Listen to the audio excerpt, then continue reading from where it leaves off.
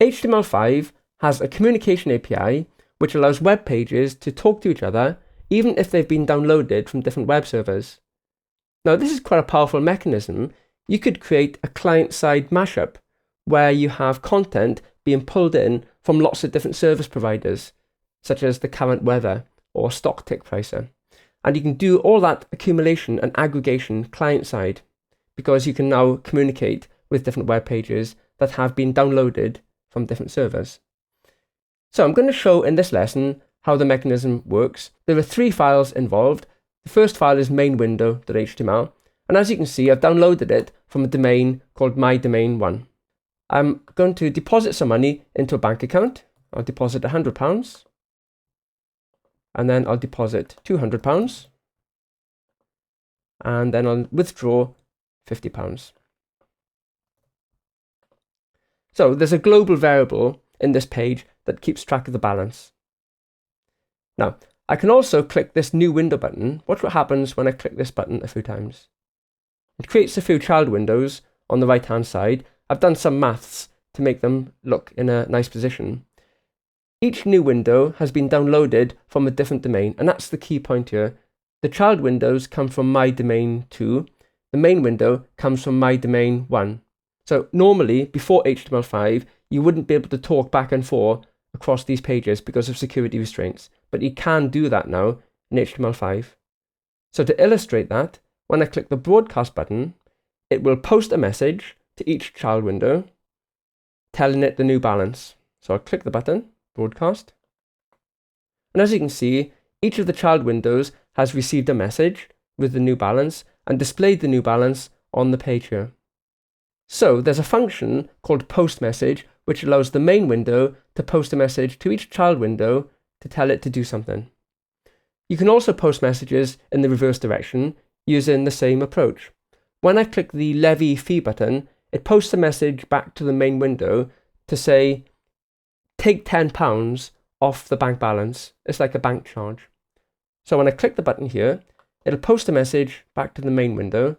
And there's an important point here. Whenever you post a message, either from the main window to the child window or from the child window back to the main window, the receiver always has the opportunity to see who sent the message. And you can decide whether you want to accept the message or reject it based on whether you trust the domain or not. This is called the origin. And the origin includes the schema, such as HTTP, and the domain name, such as mydomain2, and potentially the port number as well. So the origin identifies who sent the message. In this case, the sender was mydomain2. And you get the chance in the receiver to decide whether to accept the message or reject the message. Now, in my code, I accept the message, so it will have reduced the balance by £10, and automatically it rebroadcasts the new balance to each of the child windows. So the child windows now show a balance of 240 as opposed to 250. If I do it again, then you'll see the balance going from 240 down to 230. For this example to work, I had to set my files up so that they came from different web servers. On your machine, if you have several different web servers, then the example is quite straightforward. Copy main window onto one server and copy child window onto another. On my machine, I just have one web server, which is Microsoft IIS, and I've copied both of these files into the same folder, which is inetpub www-root. I'll just show you what that folder looks like on my machine. So you can see main window and child window are actually on the same web publishing folder, plus the style sheet that makes all the buttons look pretty. So what I had to do is I had to set up some aliases so that mydomain1 and mydomain2 pretend to be different servers. The way you do that on Windows is in a file called hosts.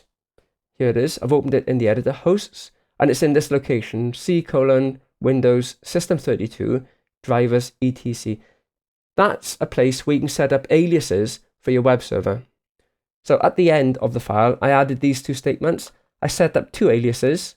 mydomain1 is an alias for localhost. 127.0.0.1 means localhost. So mydomain1 means localhost, effectively, and mydomain2 also means localhost. But as far as the application is concerned, they are different domains. There's one more important point I want to show. in the example, I'm going to change my main window to be localhost instead of my domain one.